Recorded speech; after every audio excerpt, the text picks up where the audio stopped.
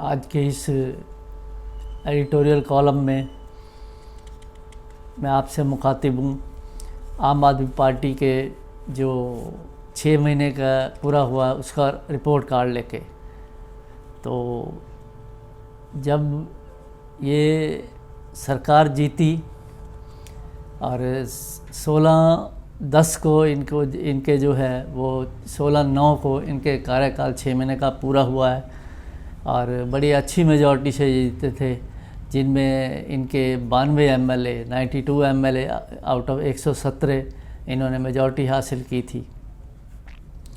तो इलेक्शन जीतते ही भगवंत मान ने सबसे पहले ये कहा था लोगों से कि आपने अपनी जो रिस्पॉन्सिबिलिटी है वो पूरी की है, अब हमारा काम है हम अपनी जिम्मेदारी पूरी करेंगे, जो वायदे हमने आपको किए हैं वो पूरे करेंगे। दूसरी बात उन्होंने ये कही थी कि आप जो ये है हम बदलाव की बात कर रहे हैं वो आपको 1 महीने के अंदर दिखेगा।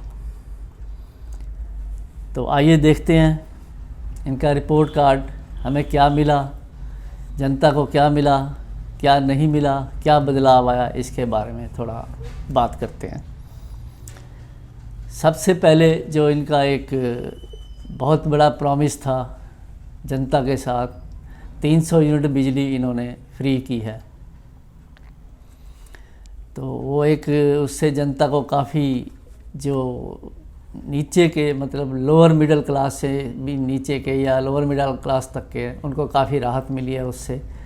लेकिन उसके बदले इसका जो सब्सिडी बर्डन है वो तकरीबन ये सब मिला के फ्री इलेक्ट्रिसिटी जो 300 यूनिट है, इंडस्ट्री को सब्सिडी और फार्मर्स को सब्सिडी मिला के ये तकरीबन 20,000 करोड़ साल का बनता है। हमारी पंजाब स्टेट जो पहले ही एक कर्ज के उससे जूझ रही है, जो इसमें 2.63 लाख करोड़ रुपया है, तो वो अर्थमेटिक क्या रहेगा इनका, कैसे ये लायबिलिटी जो है इनकी वो कैसे पूरी करेंगे, तो वो देखने वाली बात है। उनका अर्थमेटिक कहीं क्लियर नहीं हो रहा कि ये कैसे सब कुछ करेंगे। दूसरी इनकी अचीवमेंट रही है कि 1 MLA 1 पेंशन इन्होंने वो इम्प्लीमेंट किया है। तो उसके लिए क्या है कि जो इनको बचत है तकरीबन 100 करोड़ रुपया साल की बचत है। तीसरा इन्होंने किया है कि जो सरकारी यूनिवर्सिटीज़ हैं और universities, government colleges, aided colleges, सब के लिए इन्होंने UGC के स्केल जो है 7th पे कमीशन की रिकमेंडेशन के हिसाब से इन्होंने दे दी है, जो 1 अक्टूबर 21 से वो लागू हो जाएंगे। तो इसके बाद इन्होंने एक DSR टेक्निक का किया है, जो फार्मर्स को इन्होंने बेनिफिट दिया है, डायरेक्ट सोइंग राइस। जो भी फार्मर इस टेक्निक को अडॉप्ट करेगा उसके लिए इन्होंने 1500 रुपया पर एकड़ इन्होंने डिक्लेयर किया है। इससे जो है जो ग्राउंड लेवल वाटर है उसकी बहुत बचत होगी, एक अच्छा एप्रिशिएबल काम है। तीसरा इन्होंने किया है, इसके बाद इन्होंने किया है कि जो एक्सग्रेशिया पेमेंट है, जो सोल्जर्स जॉब पे होंगे, ड्यूटी पे होंगे, मरेंगे, उनके लिए इन्होंने एक्सग्रेशिया जो किया है 50 लाख से 1 करोड़ रुपया किया है। तो ये सब उपलब्धियां इनके खाते में हैं। तो आइए देखते हैं अब कि हमें क्या नहीं मिला, जनता को क्या नहीं मिला। तो उसमें जो सबसे पहले एक बहुत बड़ा मुद्दा था, चुनाव से पहले प्रॉमिस था बहुत बड़ा, ये था कि हर एक वुमेन को 1,000 रुपया पर मंथ उसके खाते में आएगा जो 18 साल से ऊपर की है। वो अभी तक जो है प्रॉमिस पूरा नहीं हो पाया है। तो देखते हैं ये कब कर पाएंगे। तो इसके बाद जो एक और मुद्दा था, ओल्ड एज पेंशन जो है 2500 रुपये करने का था, वो भी पेंडिंग है अभी। तो तीसरा ये है कि जो इन्होंने प्रॉमिस किया था प्री पोल कि 25 लाख नौकरियां 5 साल में ये देंगे, इसका मतलब कि 5 लाख रुपये नौकरी, 5 लाख नौकरी हर साल। अभी इन्होंने फर्स्ट कैबिनेट मीटिंग में ही ये क्लियर किया था, कैबिनेट मीटिंग में, कि 26,000 वैकेंसीज निकाली जाएंगी, जो बाद में इन्होंने 20,000 निकाली हैं और उसका प्रोसेस हो चुका है, कुछ की अपॉइंटमेंट हो चुकी है।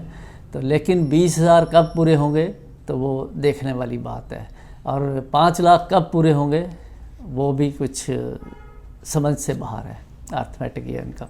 बदलाव की बात करते हैं। ये क्या हुआ है कि फाइनेंशियल क्राइसिस की वजह से इन्होंने जितने इनके गवर्नमेंट एम्प्लॉइज थे, सितंबर महीने की तनख्वाह 1 हफ्ते से ऊपर डिले हुई, जो इन्होंने बाद में पे करी। और कुछ रिपोर्ट्स के हिसाब से, चैनल की रिपोर्ट्स के हिसाब से ये भी है कि इन्होंने 1000 करोड़ रुपया जो है आरबीआई से लेना पड़ा इनको। लॉ एंड ऑर्डर की बात करें तो इनके आने के बाद कुछ स्थिति बिगड़ी है, और मूसेवाला मर्डर केस जो है इसका क्लासिकल एग्जांपल है। और उसके पीछे भी जो इनका एक एक्शन था कि जो सिक्योरिटी पार्शली इन्होंने विड्रॉ करी नेता लोगों की और कुछ ऐसे लोगों की, जिसकी वजह से ये सब हुआ। एक मुद्दा जो प्री पोल जो प्रॉमिस था, मेन था वो कि जो पंजाब स्टेट है वो ड्रग्स के उसमें बुरी तरह नौजवान जकड़े हुए हैं, तो इनका ये एक प्रॉमिस था बहुत बड़ा कि हम इसको आके ड्रग माफिया से, ड्रग्स के उससे सब नौजवानों को बाहर निकाल देंगे। अभी पीछे की एक स्टेटमेंट अगर पढ़ी जाए तो शायद भगवंत मान जी ने ये कहा है कि मेरे पास कोई गिद्दड़ सिंगी नहीं है कि मैं एकदम इसको दूर कर दूं। जो खुद आम आदमी पार्टी सुप्रीमो केजरीवाल ये सैंड माफिया की बात करते थे, और उसमें ये बताते थे कि इसमें हज़ारों करोड़ का जो है सरकार को बचेगा, उसके बारे अब कहीं कोई जिक्र नहीं आता इनकी तरफ से। अब चलिए अब थोड़ा सा बात करते हैं आम आदमी पार्टी का राजपुरा शहर का रिपोर्ट कार्ड। तो एक अच्छी बात ये रही कि विधायिका ने जो है, जो बस स्टैंड का इशू राजपुरा का लटक रहा था शिफ्टिंग का, वो इन्होंने आके कुछ देर में पुराने बस स्टैंड से जो नए पे शिफ्ट किया, ये बहुत अप्रिशिएबल है। लेकिन उसमें एक चीज़ ये है कि पुराने बस स्टैंड को, जैसे पहले नया बस स्टैंड लावारिस हो गया था, नाजायज़ कब्ज़े हो गए थे, आज भी हैं क्योंकि उसमें बाउंड्री वाल ही नहीं है, तो यही हालत अब पुराने जो पुराना बस स्टैंड है उसकी हो रही है। तो इनको चाहिए प्रशासन को कि इस तरफ ध्यान दें, इसके बाउंड्री दें और नाजायज़ कब्ज़े को हटाएं। शहर के अंदर पानी पीने का जो है उसकी बहुत दुर्व्यवस्था कहूँगा वो है। कई वार्ड में तो जहरीला पानी आता रहा। आप देखेंगे इसमें कि कैसा पानी, एक वार्ड नंबर 5 है राजपुरा का, और वहाँ के जो रेजिडेंट हैं उन्होंने एड़ी चोटी तक का जोर लगा लिया, लेकिन कोई सुनवाई नहीं आज तक।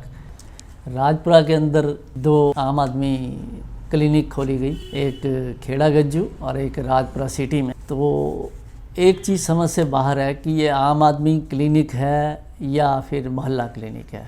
तो खुद जब उस राजपुरा सिटी की आम आदमी क्लिनिक का उद्घाटन था तो बतौर चीफ गेस्ट विधायिका जी ने ये कहा, वहाँ पे क्लैरिफाई किया कि ये आम आदमी क्लिनिक है, ये मोहल्ला क्लिनिक नहीं है। हम सरकार से राजपुरा के लिए, शहर के लिए अलग से मोहल्ला क्लिनिक लेंगे। तो ये समझ से बाहर है, क्योंकि पीछे रेफरेंस में आप देखेंगे कि पंजाब गवर्नमेंट ने 100 आम आदमी क्लिनिक की बात की है।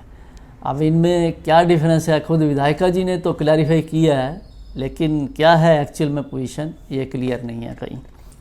एक बड़ी अजीब सी बात जो देखने में आई है कि बदलाव की बात करें अगर इनके हम, तो हर एक म्यूनसिपैलिटी में, अगर आप डिस्ट्रिक्ट पटियाला में देखेंगे, राजपुरा में खास करके देखेंगे, हर एक म्यूनसिपैलिटी में एक म्यूनसिपल इंजीनियर की पोस्ट, एक असिस्टेंट म्यूनसिपल इंजीनियर की पोस्ट।